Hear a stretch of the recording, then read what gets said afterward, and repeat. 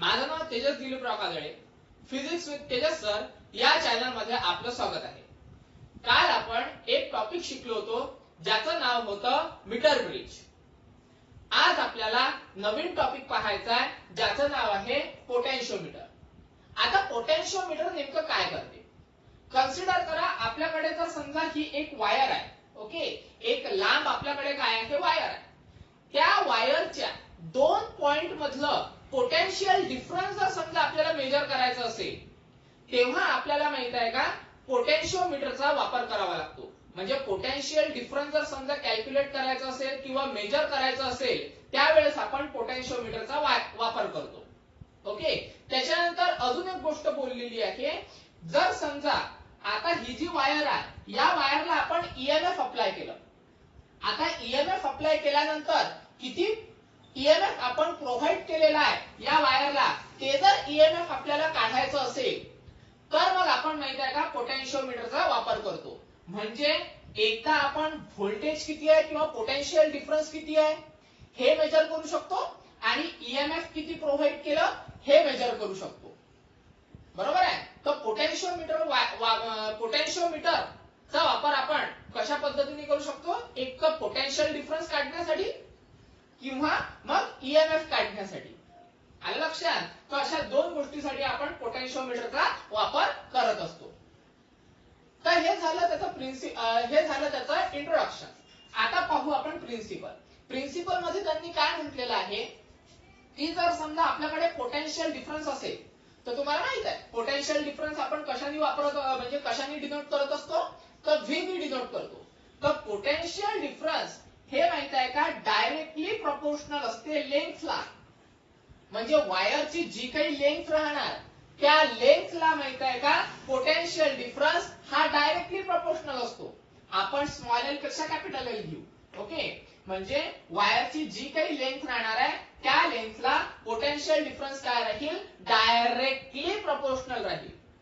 आता directly proportional म्हणजे काय? जेवढी जास्त लेंथ तेवढं जास्त पोटेन्शियल आपल्याला पाहायला मिळू शकते. लक्षात? म्हणजे जेवढं जास्त पोटेन्शियल डिफरन्स तेवढी जास्त लेंथ, किंवा आपण असं म्हणू शकतो वायर जर जेवढी लांब वायर घेऊ आपण जेवढी वायरची लेंथ जास्त तेवढं माहित आहे का पोटेन्शियल डिफरन्स तिथे आपल्याला काय मिळू शकते? जास्त मिळू शकते. आलं लक्षात? तर हे आहे प्रिन्सिपल. आणि अजून एक प्रिन्सिपल त्यांनी म्हटलेलं आहे, कन्सिडर करा आता डायरेक्टली प्रोपोर्शनल हे जे साइन आहे, ओके, हे जर साइन मी किणी इक्वल टू च्या साइन नी रिप्लेस केलं, ओके, तर तिथे माहित आहे काय एक काहीतरी कॉन्स्टंट येईल. तर तो जो कॉन्स्टंट आहे तो कॉन्स्टंट घेतो मी के, बरोबर, आणि त्याच्यानंतर एल जो आहे हा एल मी ठेवतो ऍज इट इज. जर समजा या इक्वेशन वरून मला के जर फाइंड आउट करायचं असेल तर मला कसं फाइंड आउट करावं लागेल? व्ही ला ऍज इट इज ठेवावं लागेल, एल इकडे डिवायडेडला मल्टिप्लायला आहे आणि इकडे आल्यानंतर काय मिळतो? डिवायडेडला चालला जाईल. बरोबर आहे. म्हणजे मला इक्वेशन काय मिळते? तर इक्वेशन मिळते मला V by L is equal to K. ठीक आहे. तर अशा पद्धतीचं इक्वेशन मिळते.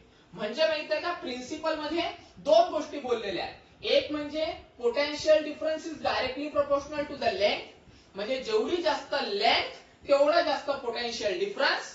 ओके, आणि दुसरी गोष्ट बोललेली आहे या इक्वेशनच्या बाबतीत.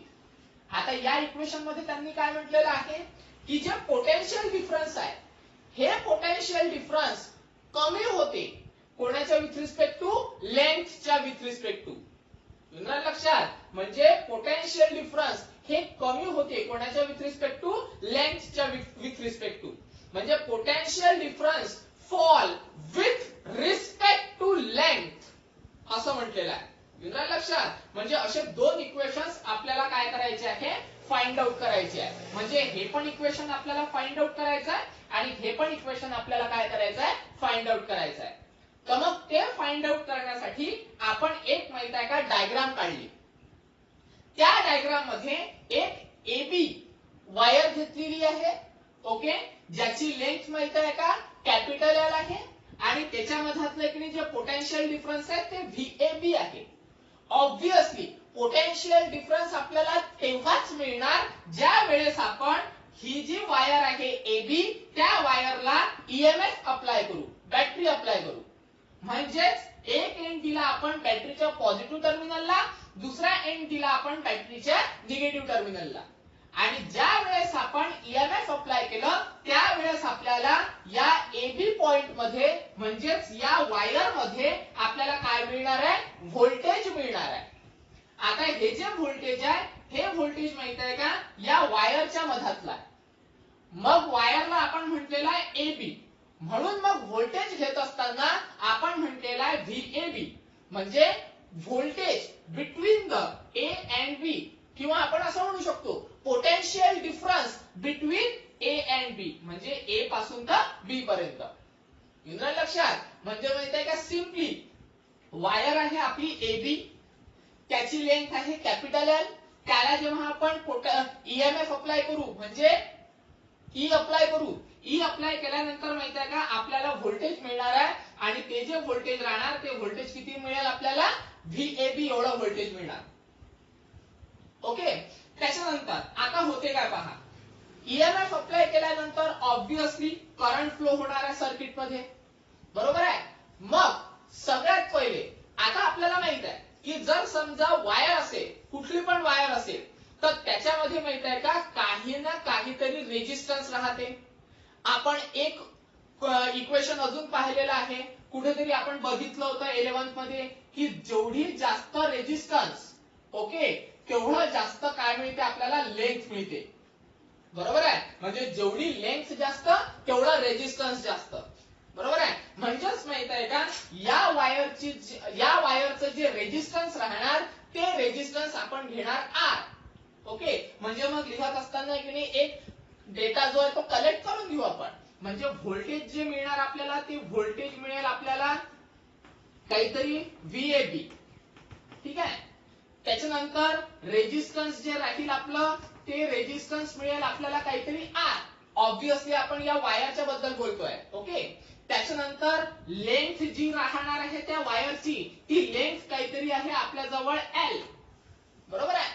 त्याच्यानंतर ईएमएफ जे घेतलेला आहे आपण, म्हणजे जे ईएमएफ आपण अप्लाय केलेला आहे त्या वायरला, ते ईएमएफ घेणार आहे आपण काहीतरी E. ओके. तर हा एक माहित आहे का कच्चा डेटा आपण काढला. मग आता रेजिस्टन्स आहे म्हणजे रेजिस्टिव्हिटी सुद्धा असणार. आता तुम्ही म्हणाल सर रेजिस्टिव्हिटी काय आहे, तर रेजिस्टिव्हिटी पण आपण 11th मध्ये पाहिलं होतं. तुम्ही जर समजा 11th ची नोट्स रेफर कराल कॉलेजची तर तुमच्या ते लक्षात येऊन जाईल. ठीक आहे. तर रेजिस्टिव्हिटी, आता रेजिस्टिव्हिटीला आपण कशाने डिनोट करतो, तर रेजिस्टिव्हिटीला आपण रो ने डिनोट करतो. कालही आपण थोडंफार याच्याबद्दल डिस्कस केलेलं आहे.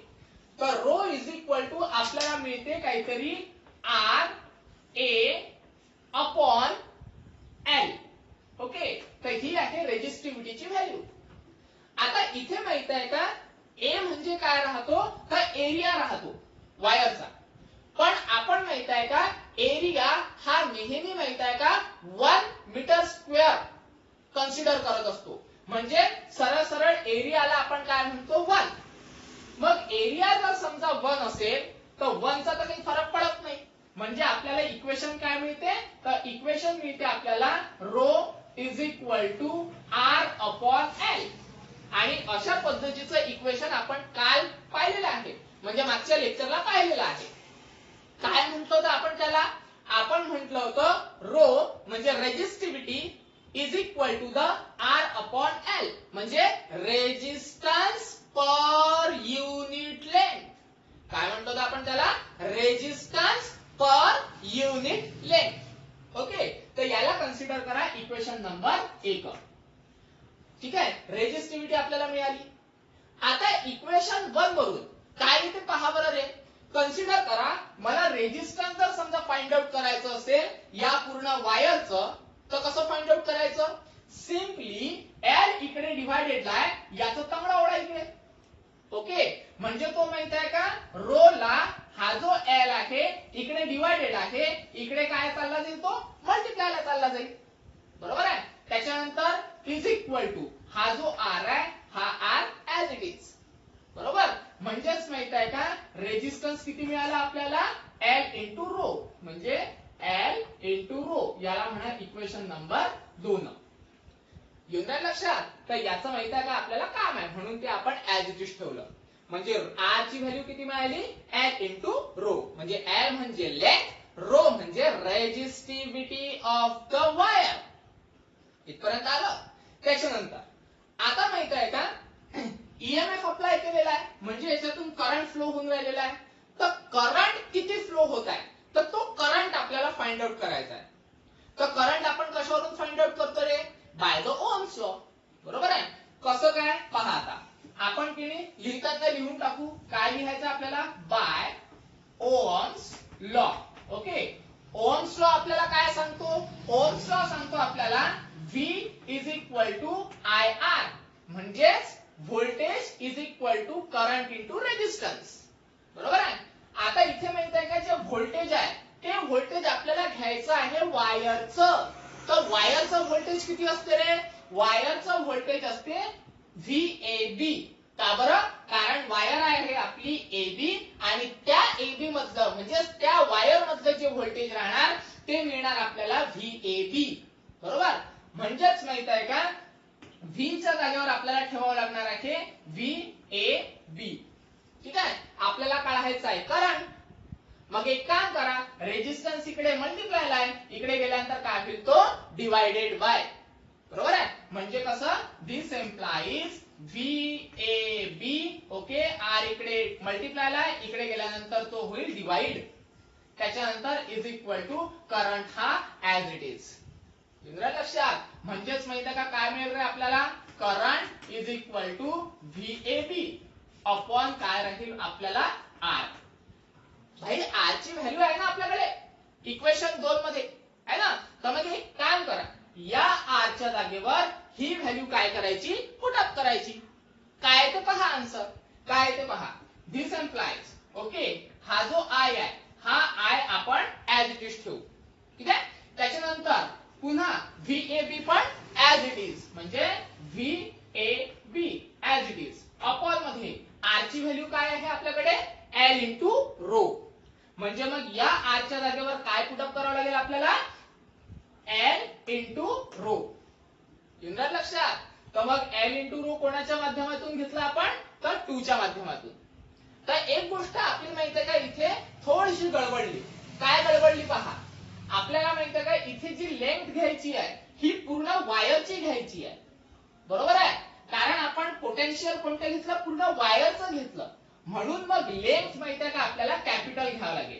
कॅपिटल L इथे पण कॅपिटल L इथे पण कॅपिटल L लागेल इथे पण कॅपिटल L लागेल आणि काय इथे पण कॅपिटल L लागेल. ठीक आहे. चुकून आपण माहिती आहे का जी लेंथ घेतली ती स्मॉल l घेतली. पण आपण सध्याच्या परिस्थितीत कोणाबद्दल बोलत आहे? AB बद्दल बोलत आहे. पूर्ण वायर बद्दल बोलत आहे.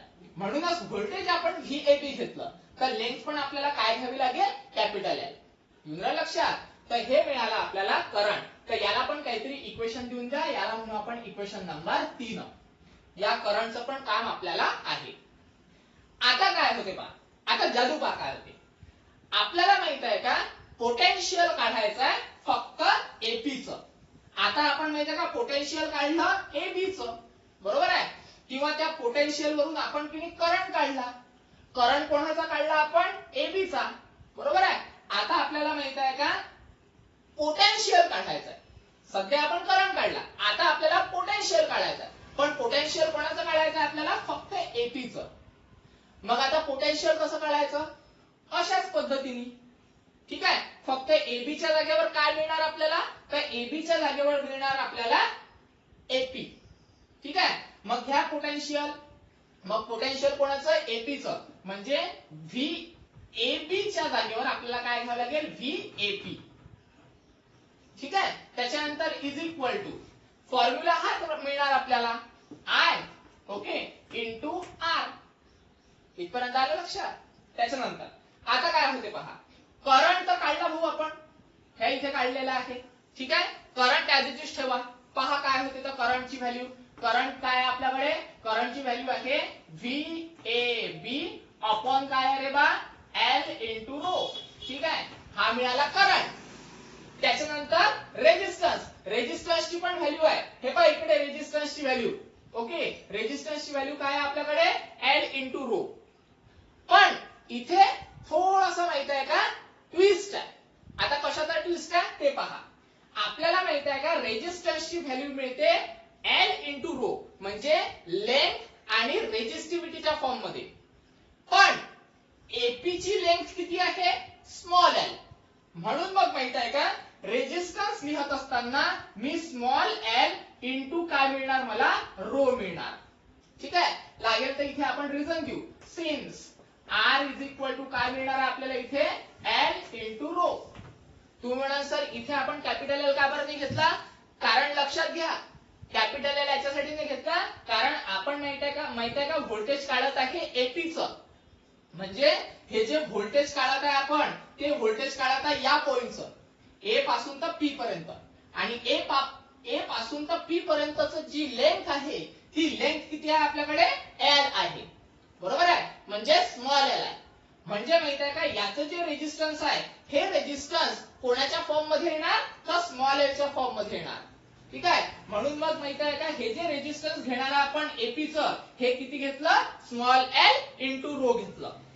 इंद्रा लक्षात. त्याच्यानंतर तर आपल्याला मिळालं. त्याच्यानंतर आता काय होते पहा रे रो रो गेट कॅन्सल. बरोबर आहे, म्हणजे पोटेन्शियल किती मिळते आपल्याला पोटेन्शियल ऍट एपी. ठीक आहे, sorry potential at P is equal to the VAB upon L. VAB upon capital L into small l. ठीक आहे, तर हे मिळालं आपल्याला पोटेन्शियल. कोणाचं पोटेन्शियल मिळालं एपी च. म्हणजे या दोन पॉइंट मधलं पोटेन्शियल काढलं आपण. ठीक आहे, म्हणजे या पॉइंट पासून तर या पॉइंट पर्यंत ते किती काढलं आपण VAP. युद्ध लक्षात. आता काय होते पहा. आता इथे माहिती आहे का सगळं मी मोडून घेतो म्हणजे काही काम नाही आपल्याला. VAP हा ऍज इट इज ठेवतो. ठीक आहे, त्याच्यानंतर VAB अपॉन एल. आता माहित आहे का VAB अपॉन एल हा जो फॅक्टर आहे हा फॅक्टर माहित आहे का कॉन्स्टंट आहे. का बरं कॉन्स्टंट त्याचं कारण असं आहे बॅटरी ई राहणार आहे थ्रू आउट द सर्किट. बरोबर आहे, म्हणजे जेवढा माहित आहे का पोटेन्शियल हा प्रोव्हाइड करेल तेवढा माहित आहे का हे पोटेन्शियल काय राहणार आहे कॉन्स्टंट राहणार आहे नो डाऊट. त्याच्यानंतर एल. एल म्हणजे वायरची लेंथ. म्हणजे एबी ची जी काही लेंथ असेल ती पण काय मिळणार आपल्याला कॉन्स्टंटच मिळणार आहे. कारण आपण माहित आहे का वायर कमी जास्त तर काही करून नाही राहिलो. वायर तर आपला कसा आहे कॉन्स्टंट आहे. म्हणजे माहित आहे का ही जी हा जो फॅक्टर आहे हा फॅक्टर काय राहील आपला सरळ सरळ कॉन्स्टंट राहील. झालं, मग कॉन्स्टंट राहील तर त्याला माहित आहे का एक काहीतरी नोटेशन देतो त्याला म्हणतो मी के. आणि एल म्हणजे स्मॉल एल. ही जी स्मॉल एल आहे हीच काय होऊ शकते व्हॅल्यू होऊ शकते. म्हणजे मग माहित आहे का इंटू एल काय घेणार मी ऍज इट इज. म्हणजे हा काय मिळून राहिला कॉन्स्टंट मिळत आहे आणि स्मॉल एल काय मिळेल आपल्याला ऍज इट इज मिळणार. येऊन राहिलं लक्षात. त्याच्यानंतर आता माहित आहे का काय होते पहा. This implies VAP as it is पुन्हा इज इक्वल टू. आता इज इक्वल टू नाही देत. के म्हणजे काय कॉन्स्टंट. आता ज्या वेळेस इक्वल टू चा साइन डायरेक्टली प्रपोर्शनलच्या साइनने मी काय करतो रिप्लेस करतो त्यावेळेस कॉन्स्टंट हा उडून जातो. कॉन्स्टंट निघून जातो. मग कॉन्स्टंट निघाला तो उरला काय फक्त एल. येऊन राहिलं लक्षात. आणि हीच माहित आहे का व्हॅल्यू आपल्याला पाहिजे होती. स्टार्टिंगलाच मी तुम्हाला म्हटलं होतं V is directly proportional to L. हे आपल्याला काय असते प्रिन्सिपल असते म्हणून. आणि प्रिन्सिपल जे आहे ते प्रिन्सिपल आपण काय केलेलं आहे प्रूव्ह करून दाखवलेलं आहे. येऊन राहिलं लक्षात. तर याला काहीतरी इक्वेशन द्या कारण त्याचं पण काम आहे. इक्वेशन नंबर 3 झालं होतं याला म्हणून इक्वेशन नंबर 4. ठीक आहे, एक कंडिशन आपण प्रूव्ह केली. अजून एक कंडिशन आपण बोललो होतो. काय कंडिशन बोललो होतो रे ती होती V अपॉन काय होतं ते V upon L is equal to K. अशी पण एक काहीतरी कंडिशन होती ज्यामध्ये आपण बोललो होतो potential fall with respect to length असं काहीतरी बोललो होतो आपण सुरुवातीला. ठीक आहे, तर ती पण कंडिशन आपल्याला मिळते इक्वेशन 4 वरून. कशी मिळते पहा. दिस एम्प्लाइज ओके के इकडे काय आहे रे मल्टिप्लायला. ठीक आहे, तर तो केली ऍज इट इज तिथंच राहू द्या. एल इकडे काय आहे मल्टिप्लायला. इकडे गेल्यानंतर काय होईल तो डिवायडेडला. म्हणजे काय मिळणार आपल्याला पहा, व्हीएपी हा ऍज इट इज ठेवणार आपण.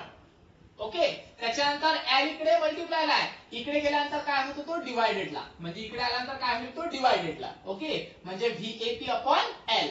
त्याच्यानंतर इज इक्वल टू हा के मी काय ठेवतो ऍज इट इज. येणार लक्षात. म्हणजे माहित आहे का, ही पण कंडिशन आपण काय केलेली आहे, प्रूव्ह केलेली आहे.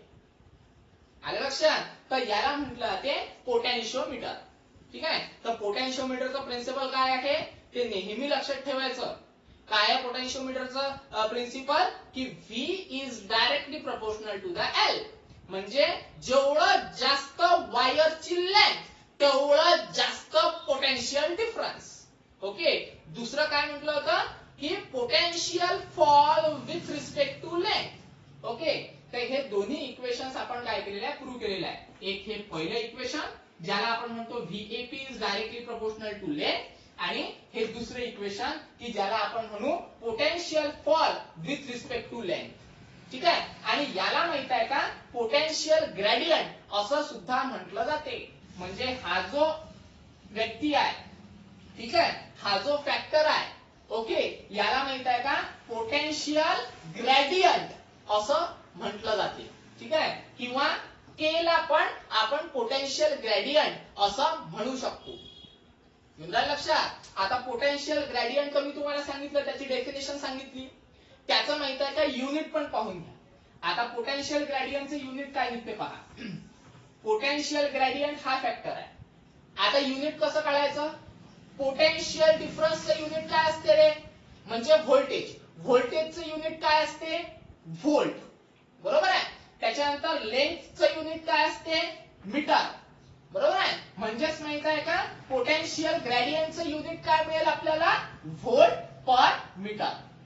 येणार लक्षात. तर हे माहित आहे का पोटेन्शियोमीटरचं युनिट आहे.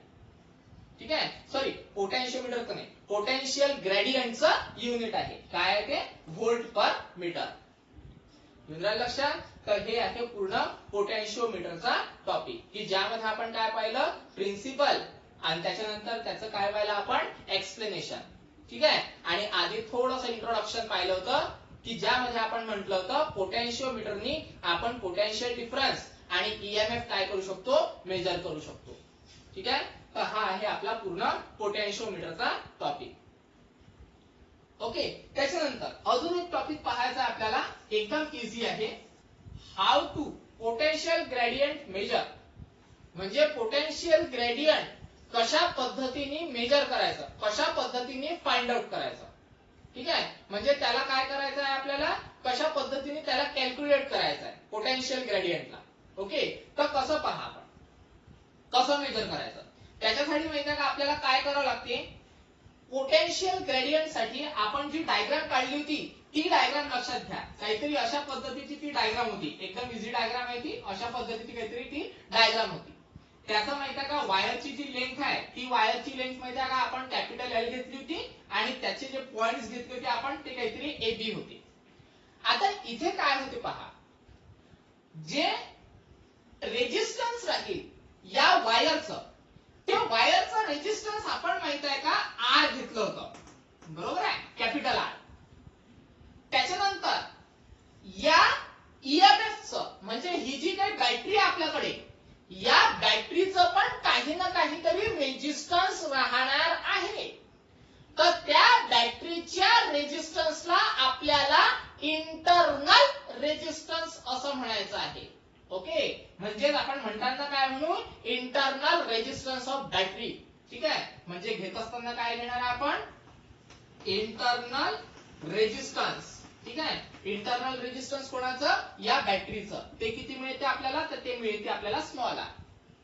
म्हणजेच काय, तर या पूर्ण सर्किट मध्ये किती रेजिस्टन्स मिळत आहे, म्हणजे टोटल किती रेजिस्टन्स आहे. किती रेजिस्टन्स आहे मग, एक तर या वायरचं रेजिस्टन्स, ओके, आणि दुसरं म्हणजे या ईएमएफचं रेजिस्टन्स. म्हणजे टोटल रेजिस्टन्स जे मिळेल आपल्याला, टोटल रेजिस्टन्स. ठीक आहे. तर ते टोटल रेजिस्टन्स किती मिळणार आपल्याला, capital R plus small R. Okay, म्हणजे वायरचं रेजिस्टन्स वेगळं, त्याला आपण कॅपिटल आर म्हटलं होतं. आणि ईएमएफचं पण काही ना काही रेजिस्टन्स राहणार आहे, ज्याला आपण म्हणतो इंटरनल रेजिस्टन्स. तर ते इंटरनल रेजिस्टन्स राहते स्मॉल आर. तर हे मिळालं टोटल रेजिस्टन्स. आता टोटल रेजिस्टन्स वरून टोटल करंट काढायचा आहे. ओके, म्हणजे टोटल करंट. Total current. आता टोटल करंट म्हणजे काय मिळणार आपल्याला? करंटला आपण काय म्हटलं होतं? आय. तर आय काढू आपण. आय कसा काढायचा? तो ओहम्स लॉ वरून. ओहम्स लॉ काय असतो आपला? V is equal to I R. ठीक आहे. करंट काढायचा असेल तर काय मिळते आपल्याला? I is equal to V by R. ठीक आहे. V म्हणजे काय आहे? Potential difference. पोटेन्शियल डिफरन्स म्हणजे काय म्हणतो आपण? व्होल्टेज. आणि व्होल्टेज कोणापासून मिळत आहे? ईएमएफ पासून, बॅटरी पासून.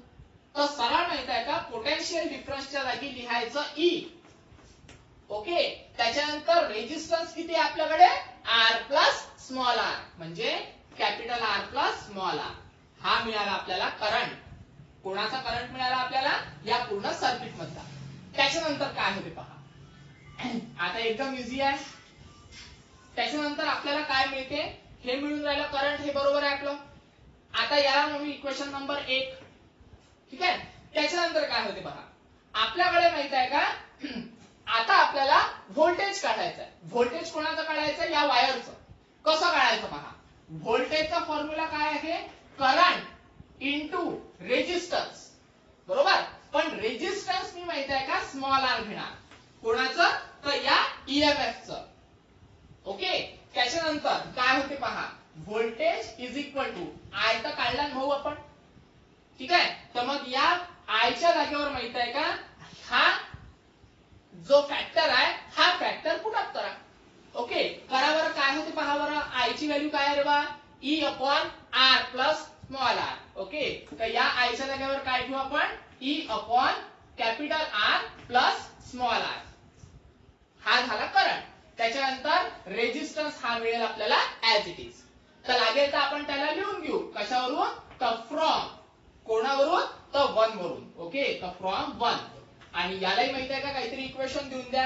हे इक्वेशन 1 झालं होतं, तर याला म्हणा इक्वेशन नंबर 2. ओके. त्याच्यानंतर काय होते पहा. हे मिळालं आपल्याला व्होल्टेज. आता आपल्याला पाहिजे आहे पोटेन्शियल ग्रेडियंट.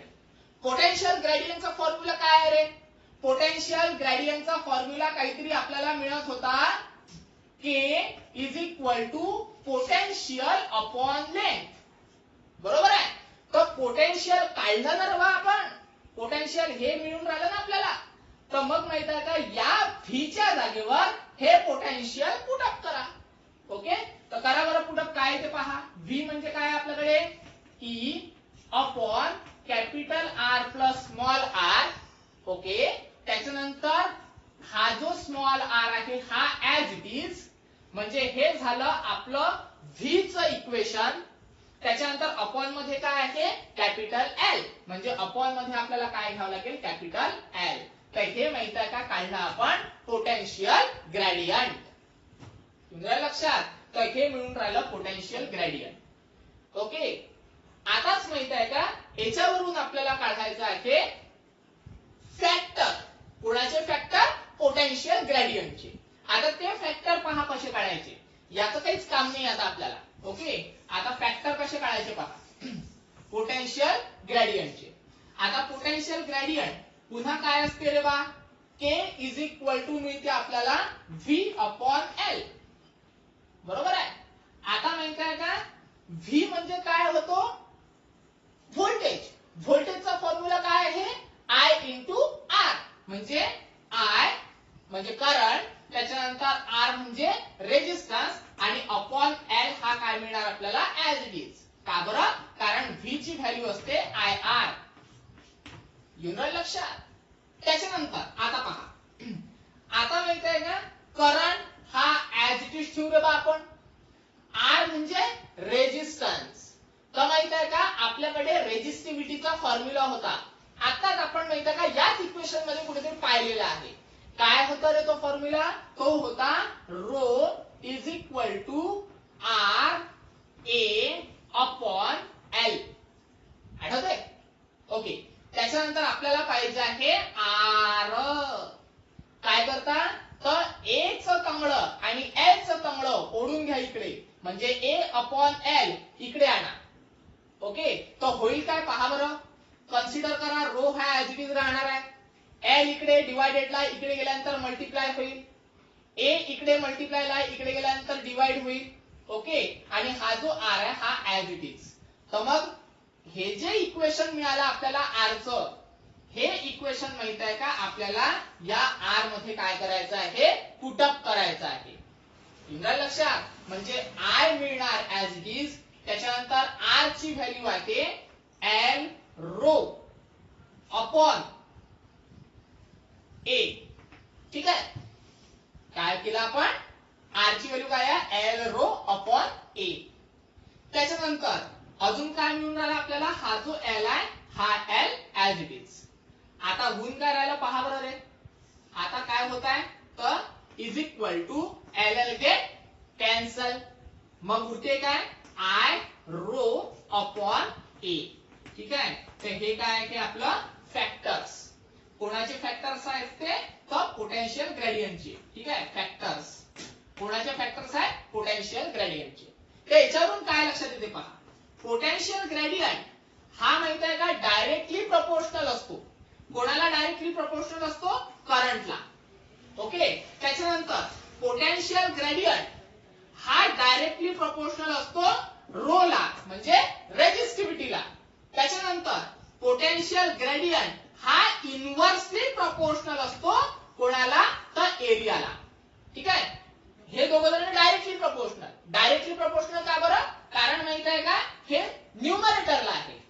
त्याच्यानंतर इन्व्हर्सली प्रोपोर्शनल एरिया का बरं, कारण माहित आहे का ए हा डिनॉमिनेटरला आहे. इंद्रायला लक्षात, तर हे आहेत आपले फॅक्टर्स. तर हा पूर्ण माहित आहे का आपण पोटेन्शियोमीटरचा टॉपिक पूर्ण इथे संपवला, ज्यामध्ये आपण पोटेन्शियोमीटरचं प्रिन्सिपल पाहिलं, एक्सप्लेनेशन पाहिलं, त्याच्यानंतर पोटेन्शियल ग्रेडियंट पाहिलं, पोटेन्शियल ग्रेडियंटला कशा पद्धतीने मेजर करतो ते पाहिलं, आणि त्याच्यानंतर पोटेन्शियल ग्रेडियंटचे फॅक्टर्स पाहिले. इंद्रायला लक्षात, तर हा पूर्ण पोटेन्शियोमीटरचा टॉपिक इथे पूर्ण संपलेला आहे. तर उद्याच्या लेक्चर मध्ये आपण नवीन टॉपिक चालू करू. ठीक आहे, तर आज इथे स्टॉप करू आपण. काही अडचण असेल तर तुम्ही मोबाईल वरून कॉल करून किंवा मेसेजद्वारे तुम्ही मला विचारू शकता. ठीक आहे, तर आज स्टॉप करू आपण. धन्यवाद.